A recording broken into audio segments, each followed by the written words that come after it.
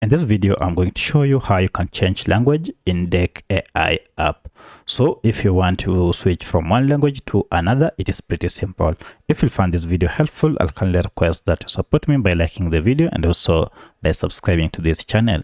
Alright, so the first thing you need to do is to go ahead and log into your app. And then once you're logged in, go ahead and tap on this settings gear. And from this, look for the option called language. And here you'll have quite a number of languages that are available for this app. Now go ahead and choose your language by tapping on it, and that will be it. You then check on this mark and that will be done. So that's how you can change your language on DecAI app. If you have any other question, kindly let me know in the comment section. Otherwise, thanks for watching and let's meet in the next video.